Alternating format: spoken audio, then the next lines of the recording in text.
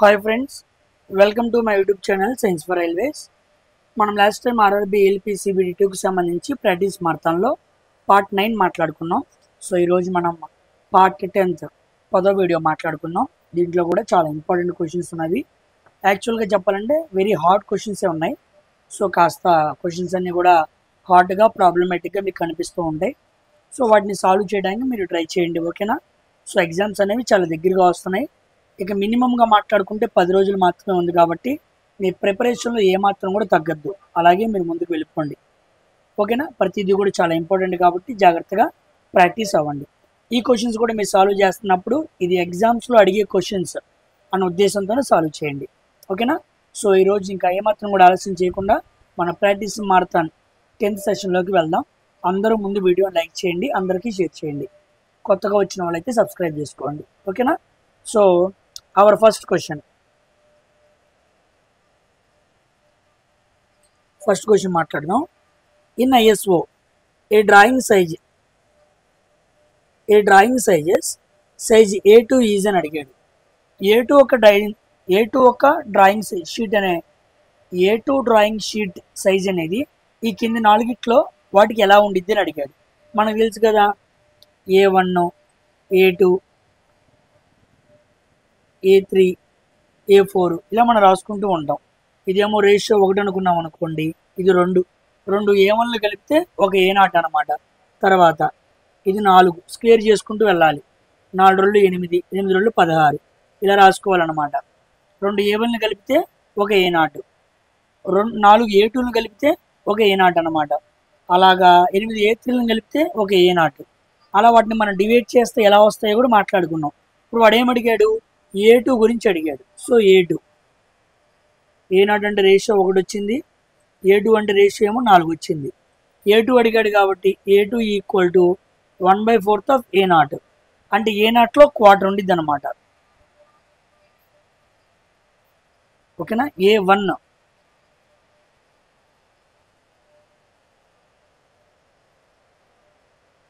Quarter the size of A1. A2 అనేది దేనికి క్వార్టర్లో ఉండిద్ది అని అడిగాడు. So quarter the size of A0. So quarter the size of A0 అనమాట. ఇది కన్ఫ్యూజ్లో ఏమని పెట్టే అవకాశం ఉంది. ఎందుకు? ఇగో A0 1, A2 చూసుకున్నాం అనుకోండి 4.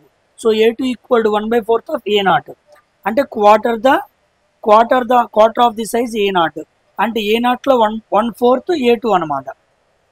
అర్థమైందా? A0 డ్రాయింగ్ షీట్ తీసుకోండి, దాంట్లో 1/4 చేశారనుకోండి, అది A2 అనమాట. ఇలా మనం రాసుకోగలగాలి. మనకు డైమెన్షన్స్ గుర్తున్నాయిగా. A0 అంటే ఎంత? ఓకే, మీకు ఇక్కడే చూపిస్తాను. మళ్ళీ మీకు వేరే క్వశ్చన్ కనబడుతుంది, కన్ఫ్యూజ్ అవుతా అన్నారు కాబట్టి మ్యాక్సిమం ఒక క్వశ్చన్ చూపించడానికి ట్రై చేస్తాను. A0 ఈక్వల్ టు 841 × 1189 గుర్తుందా? A1 ఈక్వల్ టు దాంట్లో సగం 594 × 841, మళ్ళీ దాంట్లో సగం A2 equal to 420 × 594. Next A3 equal to దాంట్లో సగం 297 × 420. తర్వాత A4 ఈక్వల్ టు దాంట్లో సగం 210 × 297. వీటిని గుర్తుపెట్టుకోండి, ఓకేనా? చాలా చాలా ఇంపార్టెంట్. వీటిని ఇలా రాసుకోండి. అప్పుడు దేన్ని ఏది అడిగితే చెప్పచ్చు. రేపు A3కి అడిగాడు అనుకోండి 1/8 ఆఫ్ A0 అని చెప్పచ్చు అనమాట. A3 అడిగినా, A2 అడిగినా, A4 అడిగినా, ఏమడిగినా చెప్పచ్చు మీరు ఇలా రాసుకుంటే. అంటే పెరుగుతూ ఉంటాయి అన్నమాట.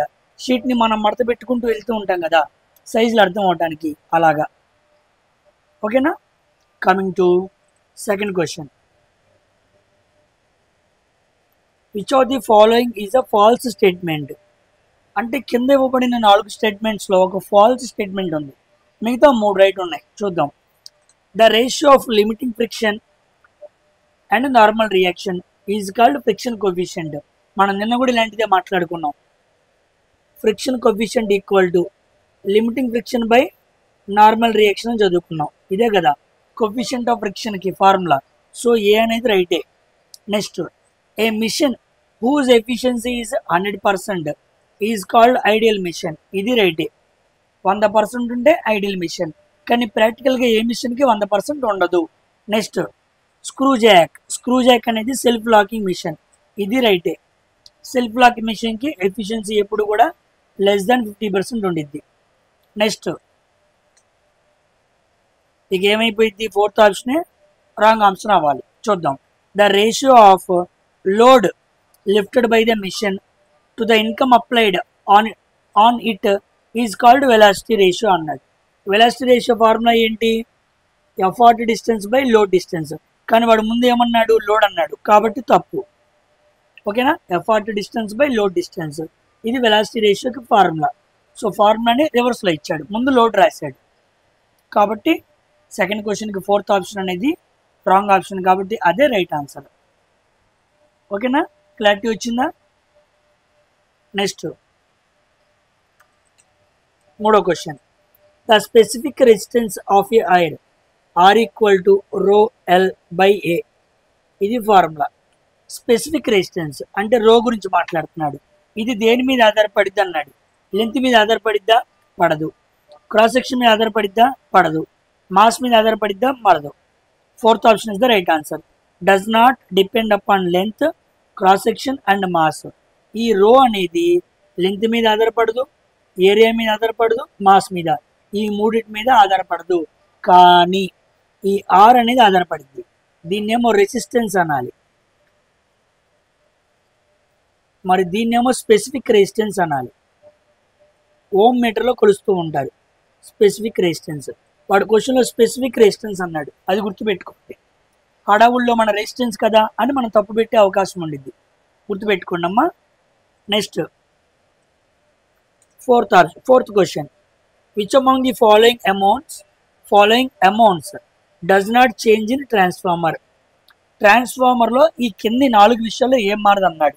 ట్రాన్స్ఫార్మర్లో కరెంటు మారదు, కరెంటు మారిద్ది, కరెంటు ట్రాన్స్ఫర్ చేస్తాం కదా, వోల్టేజ్ ట్రాన్స్ఫర్ అయింది, నంబర్ ఆఫ్ టర్న్స్ మారుతాయి, ఫ్రీక్వెన్సీ మారదు. గుర్తుపెట్టుకోండి, ట్రాన్స్ఫార్మర్లో నువ్వు వోల్టేజ్ని కానీ కరెంటుని కానీ నువ్వు ట్రాన్స్ఫర్ చేసినప్పుడు దాంట్లో ఫ్రీక్వెన్సీ మాత్రం మారదు. ఎప్పుడు ట్రాన్స్ఫార్మర్ కరెంటుని ట్రాన్స్ఫర్ చేయగలదు, వోల్టేజ్ని ట్రాన్స్ఫర్ చేయగలదు, కానీ పవర్ని ట్రాన్స్ఫర్ చేయదు. గుర్తుపెట్టుకోండి. నెక్స్ట్ ఫ్రీక్వెన్సీ కూడా ట్రాన్స్ఫర్ చేయదు, కాబట్టి పవర్ ఫ్రీక్వెన్సీ అనేవి మారవు. ఓకేనండి, మారవు. ట్రాన్స్ఫార్మర్ ఏ ప్రిన్సిపల్ ఆధారంగా పనిచేస్తుంది, మ్యూచువల్ ఇండక్షన్. ఓకేనా, ఫార్ములా మాట్లాడుకున్నాం. N1/N2 equal to V1/V2 equal to I2/I1. N అంటే ఏమో నంబర్ ఆఫ్ టర్న్స్ అనమాట, V అంటే వోల్టేజ్ కరెంట్, I అంటే కరెంట్. ఓకేనమ్మా, గుర్తుపెట్టుకోండి. Coming to fifth question. The current flowing through the area of cross section 0.01 metre square, area equal to 0.01 metre square, till the time equal to 15 సెకండ్లు. If the current డెన్సిటీని ఎప్పుడు కూడా J అనే లెటర్తో సూచించాలి. నేను మీకు యూనిట్స్ అండ్ డైమెన్షన్ చెప్పినప్పుడు చెప్పాను, 10 ampere per metre square. Then flowing net charge Q equal to dash, ఇది అనమాట అడిగింది. He has given area, time and current density. He needs to find charge. చూడండి, current density J equal to current by area.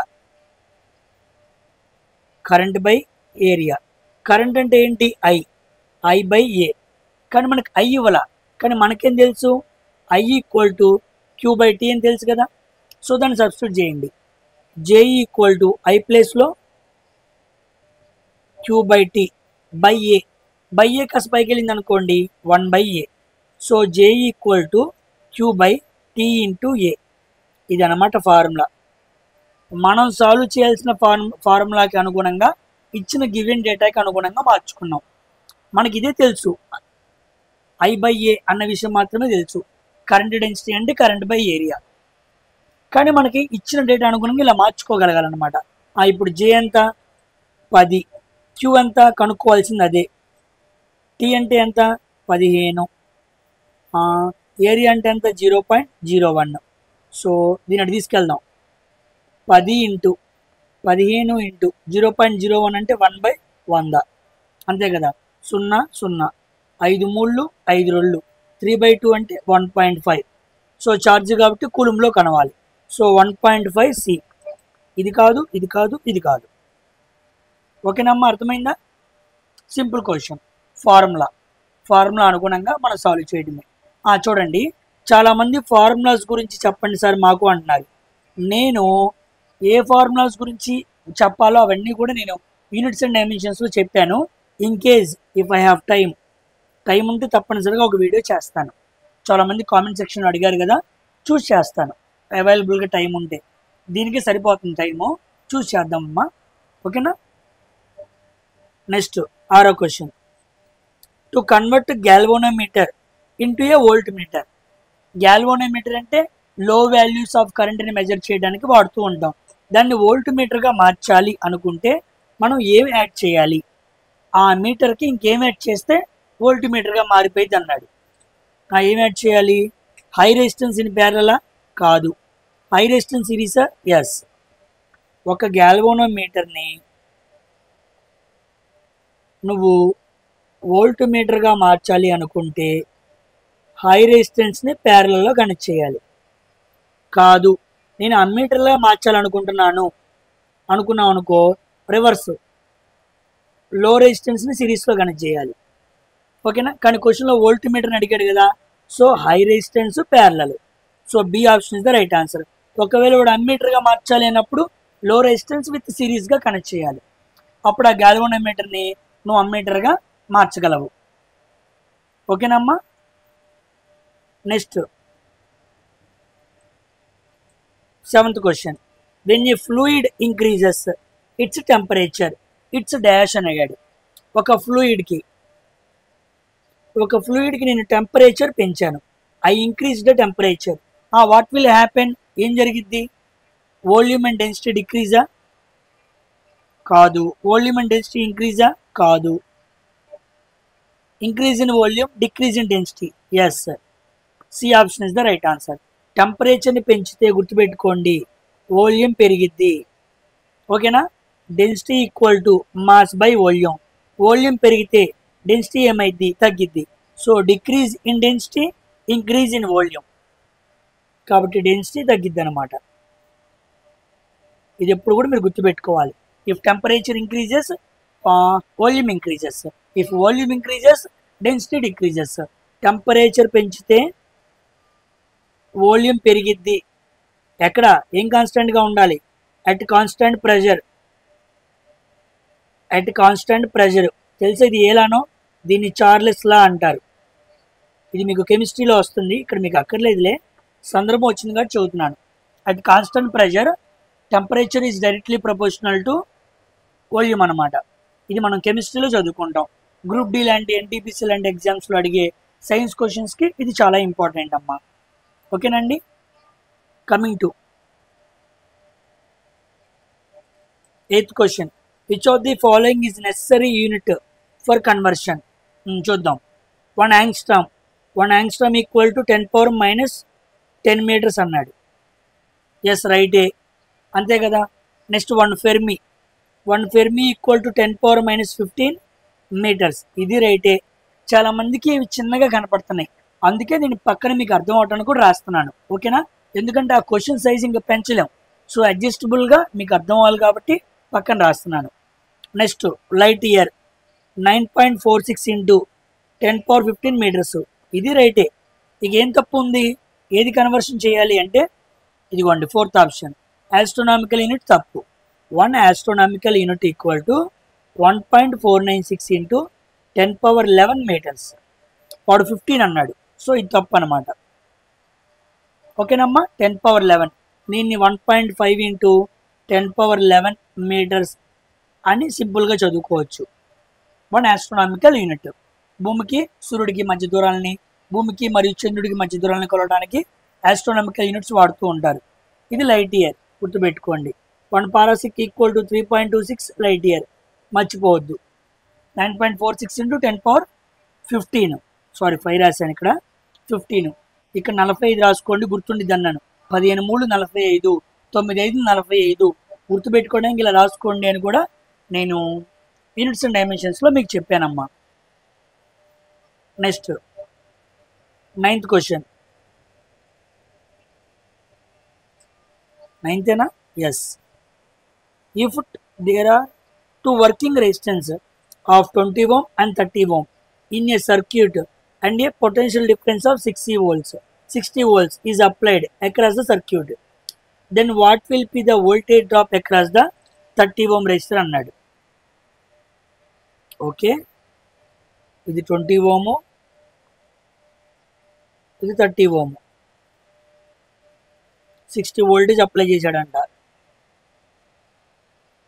Plus minus 60 voltage. Then what will be the voltage drop అన్నాడు. ఎందుకు నేను సిరీస్లో connect చేశాను? ప్యారల్లో connect చేయొచ్చుగా. ప్యారల్లో voltage ఎలాగుండిద్ది? సేమ్గా ఉండిద్ది. సిరీస్లో voltage ఎలాగుండిద్ది? డిఫరెంట్గా ఉండిద్ది. వోల్టేజ్ డిఫరెంట్గా ఉంటేనే కదా ఒక్కో రెజిస్టర్ దగ్గర ఒక్కో వోల్టేజ్ డ్రాప్ ఉండేది. కాబట్టి వోల్టేజ్ డ్రాప్ అనే పదం నాకు అర్థం చదవంగానే అది సిరీస్లో కనెక్ట్ చేశాడన్న విషయం నాకు అర్థమైంది. ఓకేనా? ప్యారల్లో అయితే అడగడు, వోల్టేజ్ సేమ్ కాబట్టి. ఓకేనా? ఇది కరెంట్. మనకిప్పుడు ఈ 30 ohms రెసిస్టర్ దగ్గర ఉన్న వోల్టేజ్ డ్రాప్ ఎంతో తెలియాలి. అదే కదా అడిగింది, voltage drop across 30 ohms resistor అడిగాడు. చూడండి, voltage drop formula voltage division rule. Voltage division rule వాడచ్చుగా. సో 30 ohms దగ్గర ఉన్న voltage equal to total voltage VD into ఆ resistor 30/20 + 30 50. V30 ohms equal to total ఎంత? 60 × 30/50. 0 0 5 1 5 12. V30 ohms 30 ohms రెజిస్టర్ దగ్గర ఉన్న voltage ఎంత? 12 మూలు 36 volts. So A option is the right answer. ఓకేనా? సింపుల్గా మనం వోల్టేజ్ డివిజన్ రూల్ అప్లై చేస్తే మనకి ఈజీగా ఆన్సర్ వచ్చేసింది. ఓకేనా అమ్మా? Coming to 10th question. What is the relative density of a solid of mass 75 grams which when fully immersed in water weighs 25 grams? Okay, then what is the relative density అన్నాడు. చూడండి, relative density అంటే మనకు formula తెలుసు కదా. Relative density equal to actual weight minus apparent weight. Actual weight ఎంత? 75 గ్రాములు. Actual weight ఎంత? 75 గ్రాములు. అపారెంట్ 25 గ్రాములు. యాక్చువల్గా 25 గ్రాములు ఆ వస్తువు బరువు ఉండదు, అది నీటిలోనో సంథింగ్ ఎక్కడో తీసుకెళ్ళాడు, దాని బరువు తగ్గింది. అప్పుడు 75/75 - 25 50. 25 మూళ్ళు 25 రోళ్ళు 1.5. సో రిలేటివ్ డెన్సిటీ ఎంత? 1.5. ఇది మనం ఆల్రెడీ మాట్లాడుకున్నాం. Actual weight minus apparent weight. ఓకేనా? నెక్స్ట్ 11వ question. The temperature of inner surface of a brick of wall thickness 24 centimeters thickness ఇచ్చాడు. Okay, is 25 degrees Celsius and that of outer surface is ఇది 5 degrees Celsius. Inner ఏమో 25 degrees Celsius ఉంది, outer ఏమో 5 degrees Celsius ఉంది. What will be the rate of loss of heat through per square metre? Area ఇచ్చాడు, square metre of wall. Thermal conductivity ఇచ్చాడు 0.15. మనల్ని ఏమడిగాడు? ఇదిగోండి, rate of loss of heat గుర్తుందా? Q/T equal to rate of loss of heat formula ఏంటి? K into అంటే thermal conductivity into area by length into temperature. ఇది formula. చాలా problems మనం చేసాం, గుర్తుందా? మళ్ళీ మాక్ టెస్ట్లో అడిగాడు. నా K వాల్యూ ఎంత? 0.15. ఏరియా ఎంత? 1 square meter అన్నాడు. బై L అంటే ఎంత? 24 centimeters. ఇదేమో మీటర్స్లో ఉంది K, ఇక్కడేమో సెంటీమీటర్స్లో ఇచ్చాడు. సో సెంటీమీటర్స్ని మీటర్స్లో మార్చాలంటే బై 100. సో 0.24 ఇంటూ టెంపరేచర్ ఎంత? ముందేమో 25, ఇన్నర్ ఏమో 25, అవుటర్ ఏమో 5. డిఫరెన్స్ ఇదిగో డెల్ అంటే డిఫరెన్స్. 25 - 5 ఎంత? 20 degrees Celsius. ఇది అనమాట. ఇచ్చిన గివెన్ డేటా రాసే అంతే, నేనేమి చేయలే. మనం చాలాసార్లు నేర్చుకున్నాం rate of heat equal to K into A by L into del T. పాయింట్తో 2 సున్నాలు, పాయింట్తో 2 సున్నాలు ఉంది, పాయింట్ కొట్టేసేయి, ఇబ్బంది ఏం అవ్వదు. 3 5 17, 3 8 24, 4 2 8, 4 5 25, 5 5 25/2, 25/2 అంటే 12.5. ఇక్కడ ఉంది, ఇదిగోండి 12.5. ఇది క్యూ కాబట్టి జోల్స్లో కలవాలి, ఇది టీ కాబట్టి సెకండ్, జోల్ పర్ సెకండ్, ఇదిగోండి joule per second. Simple. Given data రాసుకోవటం చక్కగా మనం మాట్లాడుకున్న విషయమే. మోస్ట్లీ నేను ఏ మాక్ టెస్ట్ చూసినా ఎక్కడికి వెళ్ళినా కనీసం 40 నుంచి 45 క్వశ్చన్లు దొరుకుతూనే ఉన్నాయి. మీరు ఇబ్బంది పడాల్సిన పనేమీ లేదు. అద్భుతంగా మంచి మార్క్స్ వస్తాయి. నువ్వు జాగ్రత్తగా తప్పు లేకుండా ప్రతి విషయాన్ని గుర్తుపెట్టుకొని సాల్వ్ చేయగలిగితే కండిషన్స్ అప్లై. నువ్వు జాగ్రత్తగా చేయాలి. నెక్స్ట్ 12వ question. The sides of triangle ABC are formed by joining 3 registers. Okay, అంటే 3 రెజిస్టర్లు ట్రయాంగిల్ రూపంలో ఉన్నాయి అన్నమాట. ఇదిగోండి, ఇది ఏ, ఇది బి, ఇది సి. ఇప్పుడు రెజిస్టర్స్ కలపాలి కదా.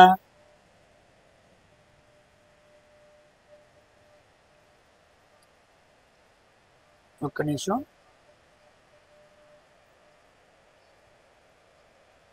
మీకు బొమ్మ కిందకి ఇస్తాను, క్లియర్గా అర్థమైంది. ఇది ఏ, ఇది బి, ఇది సి. ఇలా 3 రెజిస్టర్లు కనెక్ట్ అయి ఉన్నాయంట. ఓకే, రెజిస్టర్స్ని కనెక్ట్ చేస్తున్నా. ఇది ఒక రెజిస్టరు, ఇది ఒక రెజిస్టరు, ఇది ఒక రెజిస్టరు.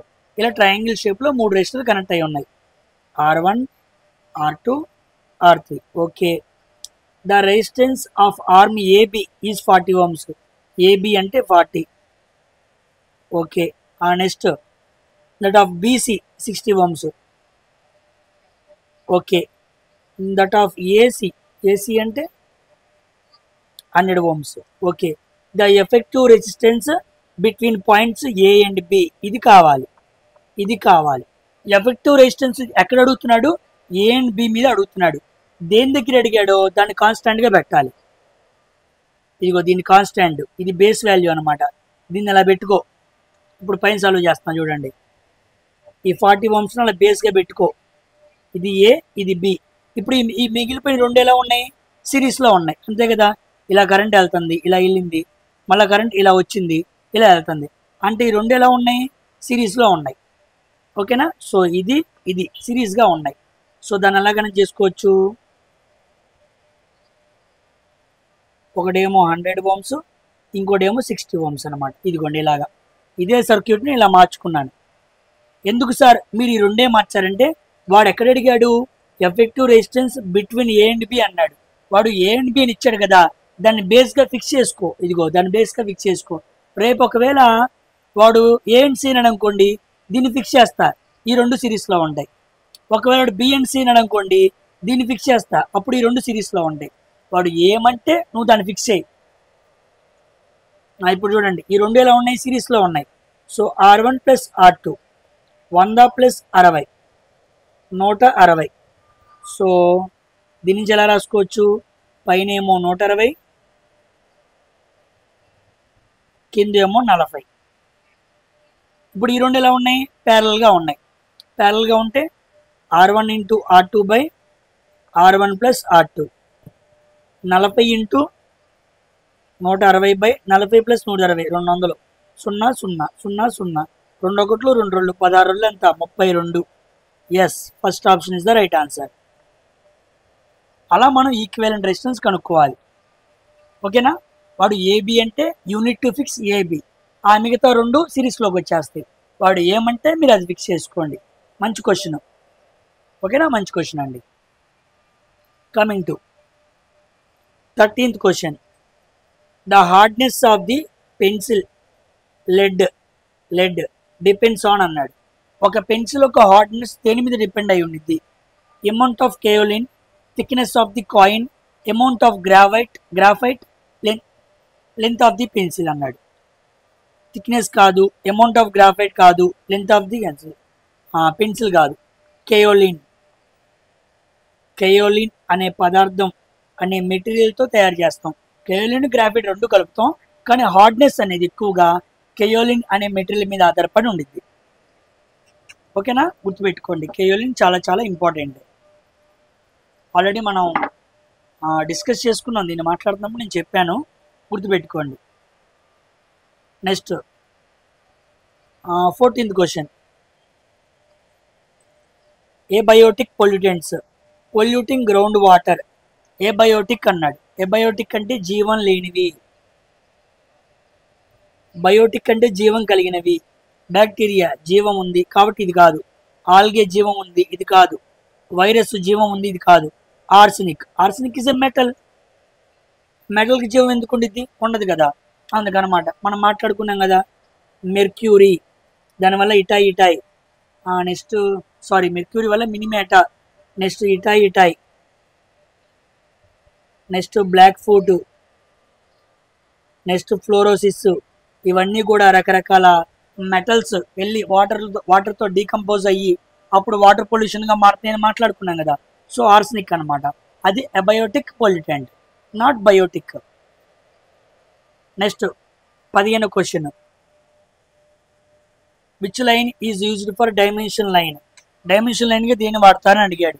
చూడండి, కంటిన్యూస్ అండ్ థిన్ లైనా, కంటిన్యూస్ థిక్ లైనా, షార్ట్ జిగ్జాగ్ థిన్ లైనా, థిన్ చైన్ లైనా? థిన్ చైన్ లైన్ అన్నాడు. థిన్ చైన్ లైన్ అంటే long dash small dash, long dash small dash వచ్చింది, ఇది కాదు. జిగ్జాగ్ అంటే ఇలా వచ్చింది, ఇది కాదు. అసలు థిక్ లైన్ వాడరు, తీసేయి.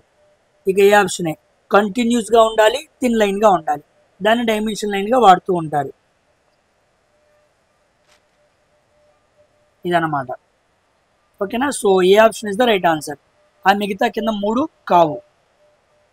నెక్స్ట్ 16వ క్వశ్చన్. గ్రీన్ హౌస్ ఎఫెక్ట్ అంటే అర్థం ఏంటి?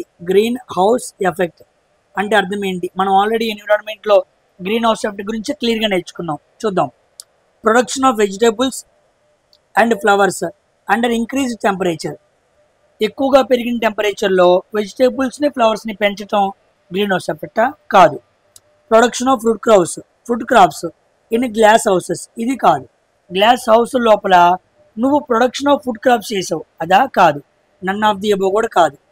ఏ option. Increase in the temperature of the atmosphere due to the condensation of greenhouse gases GHGs in the atmosphere.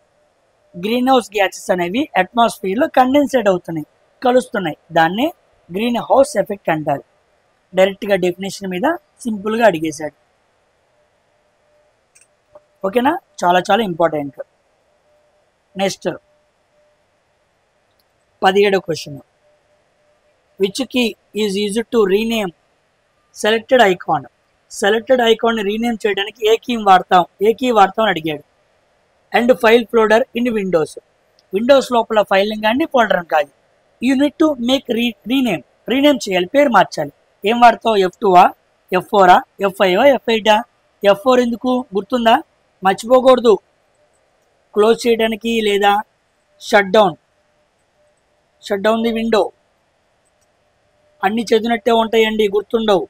దానికి F4 వాడతాం. F5 refresh, F8 boot menu లేదా safe mode, మనం మాట్లాడుకున్నాం కదా. Next మిగిలిపోయింది ఏంటి? F2 ఎందుకు? రీనేమ్ కోసం. F3 ఎందుకు? సెర్చింగ్ చేయడానికి. F11 ఎందుకు? పెద్ద screen. F12 save as. F8 boot menu. F1 help and support. ఓకేనా, మర్చిపోకూడదు ఇవన్నీ కూడా. F5 refresh.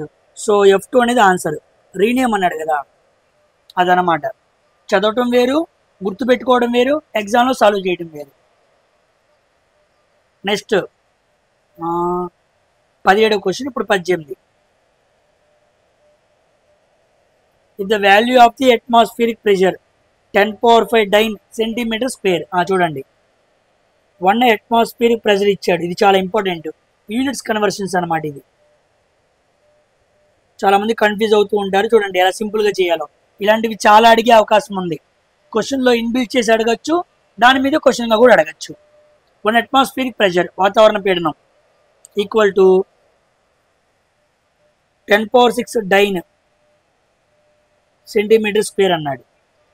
ఓకేనా మనల్ని. Then what is the value in the SI unit, దీన్ని ఎస్ఐ యూనిట్లోకి మార్చమన్నాడు. ఎస్ఐ యూనిట్లో మార్చితే అర్థం ఏంటి? 1 atmospheric pressure equal to Nm/m², ఇలా మార్చాలి. సో 10⁶ డైన్ సెంటీమీటర్ స్క్వేర్ని ఎలా మార్చాలో చూద్దాం. 10⁶ ఎలాగ రాసుకున్నాం. 1 డైన్ ఈక్వల్ టు 10⁵ న్యూటన్స్. ఒక డైన్ అంటే ఎంత? 10⁻⁵. ఇక్కడ ఇప్పుడు 10⁻⁵ రాసుకోవాలి. బై సెంటీమీటర్స్లో మార్చామనుకోండి 10⁻⁴, అంతే కదా. Centimetre by 100, centimetre by 100, centimetre into centimetre square కదా, స్క్వేర్లో ఉంది కదా. బై 100 ఇంటూ 100 అంటే 10⁻⁴. బైలో ఉంది కాబట్టి పైకి వెళ్ళింది. ఓకేనా. సో 10⁶ చూడండి, a⁻m ఇంటూ a⁻n, a⁻m+n అంటే 6 - 5 అంటే ఎంత? 10⁻1 బై 10⁻⁴. ఇప్పుడు a⁻m బై a⁻n అంటే a⁻m-n. సో 10⁻1 -4 అంటే 10⁻+5.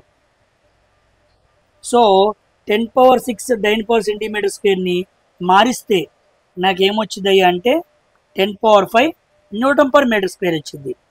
సో ఇది కాదు, సి ఆప్షన్ 10⁵ Nm/m². ఓకేనా. కన్వర్షన్స్ అనమాట. కన్వర్షన్స్ మీకు బాగా రావాలి, లేకపోతే ఇబ్బంది పడతారు. నెక్స్ట్ క్వశ్చన్ 19వ క్వశ్చన్ చూడండి. ఈ క్వశ్చన్ మీకు చిన్నగా ఉండొచ్చు, నేను చూపిస్తున్నాను. లీనియర్ ఛార్జ్ అంటే ఛార్జ్ బై వాల్యూమ్ అనమాట, Q/V. ఇక్కడ సర్ఫేస్ ఛార్జ్ అంటే ఛార్జ్ బై లెంత్ ఇచ్చాడు ఇక్కడ. తర్వాత వాల్యూమ్ ఛార్జ్ అంటే ఛార్జ్ బై ఏరియా ఇచ్చాడు. ఇక్కడేమో ఏరియా, కిందేమో లెంత్, ఇక్కడేమో వాల్యూమ్. ఈ 3 ఇచ్చాడు. ఇప్పుడు మనం మ్యాచింగ్ చేయాలి. చూడండి, లీనియర్ ఛార్జ్ అంటే లెంత్ అనమాట. So charge by length. So length ఎక్కడుంది? ఇక్కడ ఉంది. సో ఏ దానికి క్యూ అనమాట. ఏ దానికి క్యూ ఆడుంది? ఇక్కడ ఉంది, ఇక్కడ ఉంది. ఇది కాదు, తీసేసి. తర్వాత బి దానికి సర్ఫేస్ ఛార్జ్. సర్ఫేస్ అంటే ఏరియా అనమాట, అంటే charge by area. Charge by area ఎక్కడుంది? ఇది కూడా ఎక్కడ ఉంది. సో బి దానికి ఆర్. సో బి దానికి పి ఉంది, ఇది తప్పు. So A option is the right answer. B దానికి ఆర్, ఏ దానికి క్యూ, ఇక మిగిలిపోయింది సి దానికి P. So volume charge density అంటే క్యూ బై వాల్యూమ్ వేయాలి. ఇదనమాట 3 ఫార్ములాస్. ఓకేనా. సో ఏకి క్యూ, బికి ఆర్, సికి పి. ఇదనమాట answer. Which pencils are more suitable for lettering and dimensioning. లెటరింగ్కి డైమెన్షనింగ్కి బాగా మంచి సూటబుల్ పెన్సిల్స్ ఏంటి అన్నాడు. ఏముంది? మీడియం గ్రేడ్ పెన్సిల్స్ ఎప్పుడు కూడా లెటరింగ్కి బాగా, డైమెన్షనింగ్కి బాగా ఉపయోగపడుతూ ఉండిద్ది. సో దాంట్లో కూడా హెచ్ అండ్ హెచ్పి అనమాట. హెచ్ అండ్ హెచ్బి ఇవి రెండింటిని ఎక్కువగా వాడుతూ ఉంటారు. H and HB. ఓకేనా. తర్వాత 21వ question. Remote sensing device has inbuilt source of. Remote sensing అంటే ఏ వేవ్స్ని వాడతారు? ఎలక్ట్రోమాగ్నెటిక్ వేవ్స్లో ఏం వాడతారు?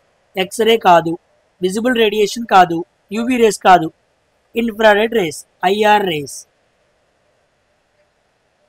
రిమోట్ సెన్సింగ్లో వాడేది ఐఆర్ రేస్ అనమాట. నెక్స్ట్ 22వ question. Engineering drawing which of the following is known as soft grade pencil. మనకి హార్డ్ గ్రేడ్, సాఫ్ట్ గ్రేడ్, మధ్యలో మీడియం గ్రేడ్. చూడండి, సాఫ్ట్ గ్రేడ్ అన్నాడు. ఇదేమో హార్డ్ గ్రేడ్, ఇదేమో సాఫ్ట్, ఇక్కడ ఉండేమో మీడియం గ్రేడ్ చివరిగా ఉండేది. సో మీడియం గ్రేడ్ అంటే మనకి ఏమొచ్చింది? హెచ్ అనేది రాదు, హెచ్ అనేది రాదు, ఎఫ్ అనేది మీడియం కిందకి వచ్చింది. ఇంకా బిఏగా సాఫ్ట్ అంటే ఓకేనా, ఇక్కడ నుంచి స్టార్ట్ అయ్యింది 7 వరకు ఉండిద్ది. సో బిఏ సాఫ్ట్ అంటే హెచ్ అనేది ఆర్ట్ కిందకి వెళ్ళిపోయింది, ఎఫ్ అనేది మీడియం కిందకి వెళ్ళిపోయింది. So A option is the right answer. Simple అనమాట, మనకి ఇలా పిక్చర్ ఇచ్చి అడిగాడు. నెక్స్ట్ 23వ క్వశ్చన్. వైల్ రైడింగ్ బైసైకిల్ తొక్కుతూ ఉన్నాం. ఇఫ్ వి స్టాప్ పెడలింగ్ తొక్కడం ఆపేసాం. Why does the bicycle begins to slow down. తొక్కుతున్నంత వరకు బాగానే ఉంది, తొక్కుతూ కాసేపు ఆపావు, కాసేపు సైకిల్ మెల్లిగా స్లో అవుతూ ఎక్కడో చోట ఏమైపోయింది, జీరో అయిపోయింది, ఆగిపోయింది. కారణం ఏంటి? ఎర్త్ గ్రావిటేషనల్ ఫోర్స్ దాని మీద పనిచేసిందా, నాట్ యాక్సలరేషన్ లేదా, నో అన్బ్యాలెన్స్డ్ ఫోర్సా, ఫ్రిక్షనల్ ఫోర్సా? ఈ 4ట్లో ఏది ఆన్సర్ అన్నాడు. Answer is 4. ఫ్రిక్షనల్ ఫోర్స్ అనేది లేదు. ఫ్రిక్షనల్ ఫోర్స్ మెల్లిమెల్లిగా ఏమవుతుంది, తగ్గిపోతూ ఉంది. తగ్గిపోయింది కాబట్టి బైసైకిల్ స్లో డౌన్ అయిపోయింది. గ్రావిటేషనల్ ఫోర్స్ సంబంధం లేదు, యాక్సలరేషన్కి సంబంధం లేదు, అన్బ్యాలెన్స్డ్ ఫోర్స్ కూడా సంబంధం లేదు. It is the cause of frictional force. ఓకేనమ్మా. తర్వాత 24వ question. Global warming is mainly due to. Global warming ముఖ్యంగా ఎందుకు? రైజ్ ఇన్ సీ లెవెల్ పెరగడం కూడా కారణమా? ఎస్, కారణమే. Change in nature of the Corp.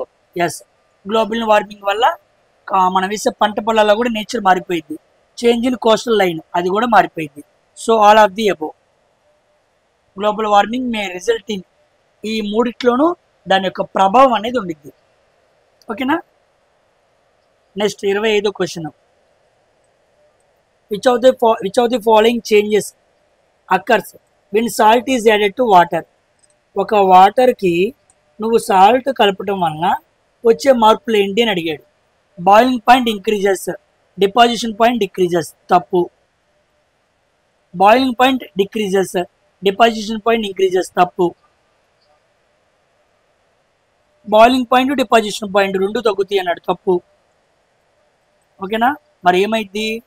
Boiling point పెరిగిద్ది, డిపాజిషన్ పాయింట్ రెండు పెరుగుతాయి. Yes, 4th option. నువ్వు వెళ్ళి వాటర్కి తీసుకొని దానికి సాల్ట్ కలిపితే దాని బాయిలింగ్ పాయింట్ పెరిగిద్ది. అంటే బాయిలింగ్ పాయింట్ ఆఫ్ వాటర్ ఎంత? 100 డిగ్రీల సెల్సియస్ దగ్గర వాటర్ వేడెక్కిద్ది. కానీ నువ్వు అది కలపటం వలన ఇంకా ఎక్కువ టెంపరేచర్ దగ్గర వేడెక్కిద్ది అనమాట. ఓకేనా. డిపాజిషన్ పాయింట్ అంటే అర్థం ఏంటో చెబుతా చూడండి. Deposition point is reverse of sublimation. మనం ఉత్పత్తులను చదువుకున్నాగా, ఒక సాలిడ్ లిక్విడ్గా మారకుండా డైరెక్ట్గా గ్యాస్గా మారుతానే ఉంటారు, సబ్లిమేషన్ అంటారు. మరి డిపాజిషన్ అంటే అర్థం ఏంటి? ఒక గ్యాస్ లిక్విడ్గా మారకుండా డైరెక్ట్గా సాలిడ్గా మారింది అనుకోండి, దాన్ని డిపాజిషన్ పాయింట్ అంటారు. నువ్వు ఎప్పుడైతే వాటర్కి సాల్ట్ని కలుపుతావో బాయిలింగ్ పాయింట్ పెరిగిద్ది, డిపాజిషన్ పాయింట్ పెరిగిద్ది. ఓకేనా. So deposition is the opposite of sublimation. ఉత్పత్తునానికి వ్యతిరేకమే డిపాజిషన్, గుర్తుపెట్టుకోండి. నెక్స్ట్ 26వ question. Electron volt is the unit of అని అడిగాడు. ఎలక్ట్రాన్ వోల్ట్ ఇలా రిప్రజెంట్ చేస్తారు. ఈ వి అని ఎక్కడి నుంచి వచ్చింది? V equal to W/Q, work by charge. అప్పుడు W equal to V into Q. V అంటే వోల్ట్, క్యూ అంటే ఛార్జ్, దాన్ని ఈతో చూపిస్తున్నారు. So electron volt. So electron volt అనేది ఏంటి? వర్క్కి యూనిట్స్ అనమాట. వర్క్ అంటే అర్థం ఏంటి? ఎనర్జీ. వర్క్ అన్న ఎనర్జీ అన్న ఒక రకమైన సేమ్ అర్థమే వచ్చింది కాబట్టి ఛార్జ్ అని కాదు. ఎలక్ట్రాన్ వోల్ట్ ఛార్జ్కి యూనిట్ కాదు, పొటెన్షియల్ డిఫరెన్స్ కాదు, మొమెంటం కాదు, ఎనర్జీకి అనమాట.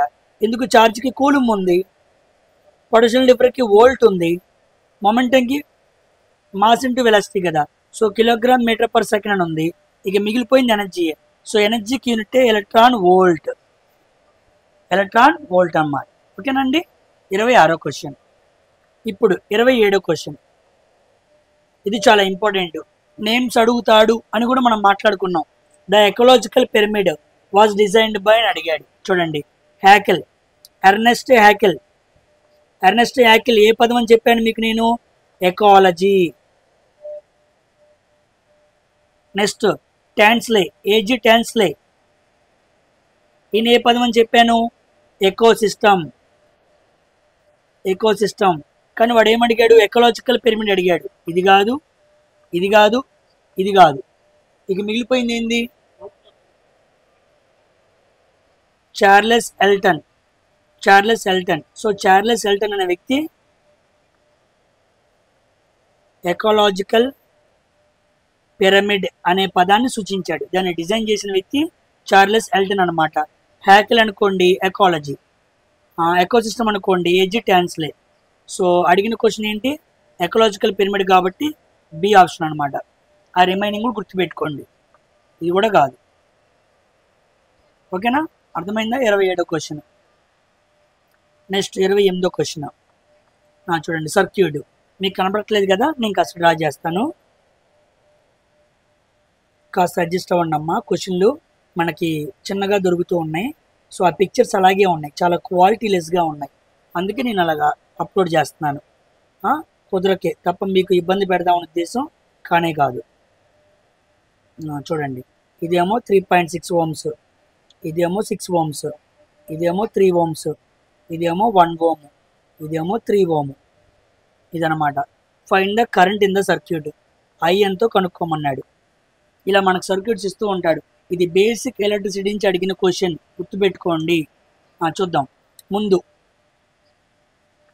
మనం బాగా గమనిస్తే ఇవి రెండు ఎలా ఉన్నాయి? ప్యారలల్గా ఉన్నాయి.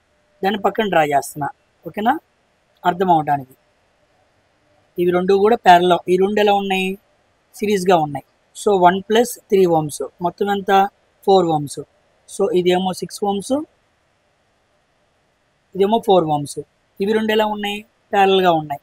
6 × 4 / 6 + 4, 6 × 4 = 24/10 అంటే 2.4.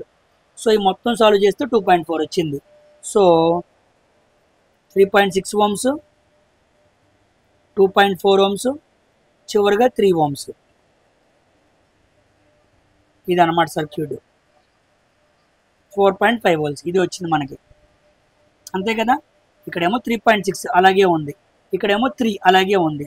ముందు 1 + 3ని యాడ్ చేశాను, అప్పుడు 4 వచ్చింది. వచ్చిన 4 6కి ప్యారలల్గా ఉంది.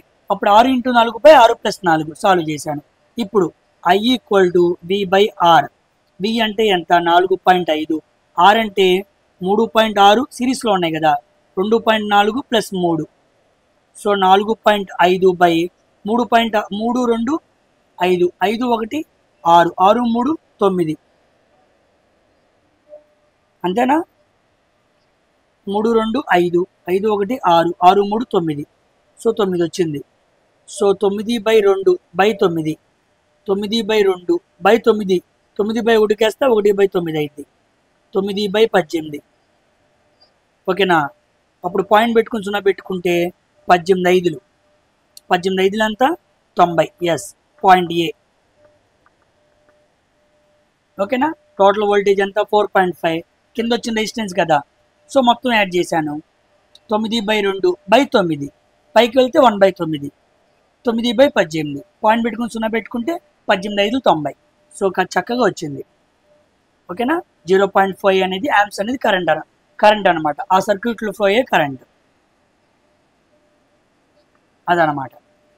ఓకేనమ్మా? మీకు అర్థం అవటానికి నేను ఇంత వివరంగా చేస్తున్నాను, కానీ మనం ఎగ్జామ్లో చేసేటప్పుడు సింపుల్గా చేసేయచ్చు. మీకు అర్థం అవ్వాలి కదా, అందుకే నేను వివరంగా చెబుతున్నాను. ఓకేనమ్మా? కమింగ్ టు 29వ question. When water is heated from 0 degrees Celsius to 10 degrees Celsius. Water అనేది 0 degrees Celsius నుంచి 10 degrees Celsius వరకు పెంచామంట. మనం మాట్లాడుకున్నాం వాటర్ యొక్క గుణం 4 degrees Celsius వరకు ఒకలాగా, 4 degrees Celsius దాటిన తర్వాత ఒకలాగా ఉండిద్ది. So 4 degrees Celsius,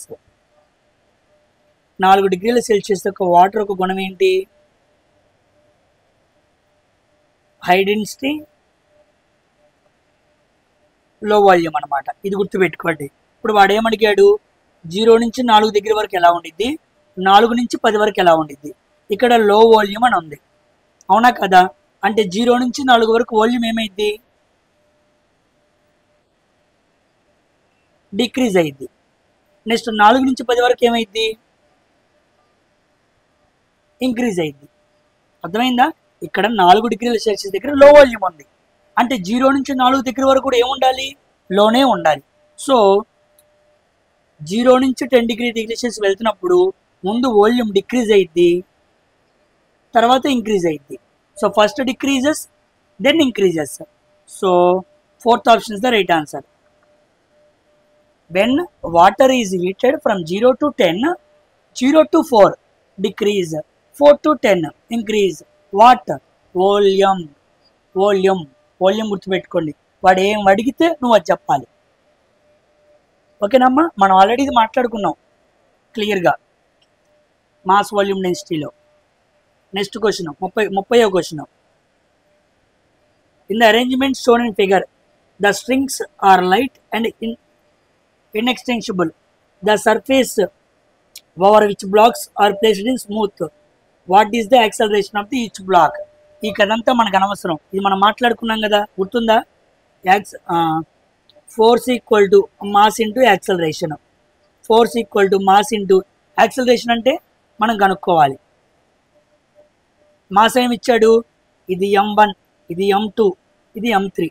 so force by mass అంటే m1 plus m2 plus m3. Force అంటే ఎంత? 14. మాస్ అంటే ఎంత? 4 ప్లస్ 2 ప్లస్ 1, 4 2 6, 6 1 7. సో 14/7, 7 1 7 2.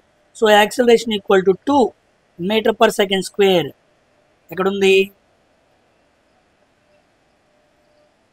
సారీ, ఇదేగా ఆన్సర్. ఓకేనా? 2 metre per second square. Simple question, మనం ఆల్రెడీ ఇలాగే డిస్కస్ చేసుకున్నాం, ఇంకా హై లెవెల్లోనే మాట్లాడుకున్నాం. వాడు ఇంకా బేసిక్కి అడుగుతున్నాడు. ఓకేనా? కమింగ్ టు 31వ క్వశ్చన్. ఈ క్వశ్చన్ చాలా చాలా ఇంపార్టెంట్. సింపుల్ మిషన్స్ నుంచి ఎప్పుడో చదువుదాం అనుకుంటున్నాను, సందర్భంలో ఈ క్వశ్చన్ కనపడింది, చదువుతున్నాను. చూడండి, ఈ క్వశ్చన్ సాల్వ్ చేయండి. మీకు వీళ్ళు ఎంతమంది సాల్వ్ చేయగలరో చూద్దాం. ఓకేనా? చూడండి, if angle of inclination of inclined plane. మనకు తెలుసు ఇంక్లైన్డ్ ప్లేన్ కూడా ఒక రకమైన సింపుల్ మిషన్ అని మనం మాట్లాడుకున్నాం. దీని లెంత్ అంటారు,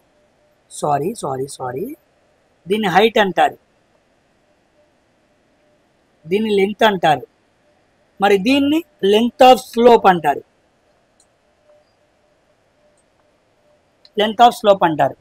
ఎప్పుడైనా మనం వీల్ అండ్ యాక్సిల్ చదువుకున్నాం కదా, వీల్ అండ్ యాక్సిల్ ఇచ్చి మనం మెకానికల్ అడ్వాంటేజ్ కనుక్కుంటే ఏం చేస్తాం? Capital by small R. అలాగా ఒకవేళ ఇంక్లైన్డ్ ప్లేన్ అనే సింపుల్ మిషన్ ఇచ్చి మెకానికల్ అడ్వాంటేజ్ అడిగితే length of slope by height అనమాట. ఈ ఫార్ములా బాగా గుర్తుపెట్టుకోండి.